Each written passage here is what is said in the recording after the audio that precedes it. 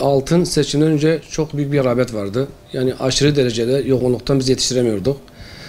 Bunun tek sebebi de seçimden çıkacak sonuçlara göre millet panikledi. Çok yüksek fiyatlarda altın almaya başladılar. Ki bu bir balondu zaten. Yani altın şu anda daha tam olarak oturmuş değil. Biraz daha düzeltme yapacak, geri dönüş. Altın yükselişi önümüzdeki Haziran'dan sonra, Temmuz başlarında tekrar bir yükseliş yaşamasını bekliyoruz. Altın 1520'ye kadar yükselmişti seçimden önce. Şu an altın 1390'a kadar düştü. Yani arada bir 130 TL'lik bir fark oluştu.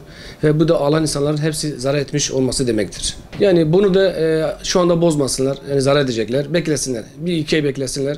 Tekrar o eski fiyatlara çıkacak yani altın. Şu an piyasa yani seçimden önce bile durgun.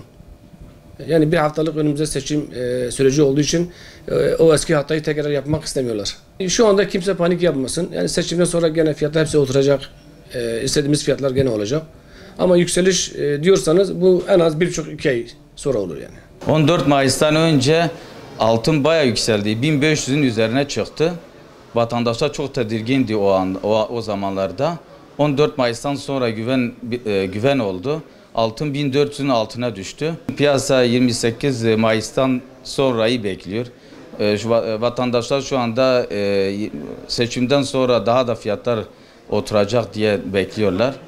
Şu an bir git gel oluyor, 20-30 lira git gel oluyor ama şu anda fazla bir yükseliş düşüş olmuyor şu an.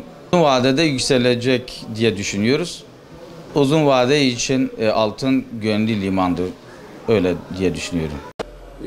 30 yılı takip ediyorum yani bunu genel olarak dışarıdan.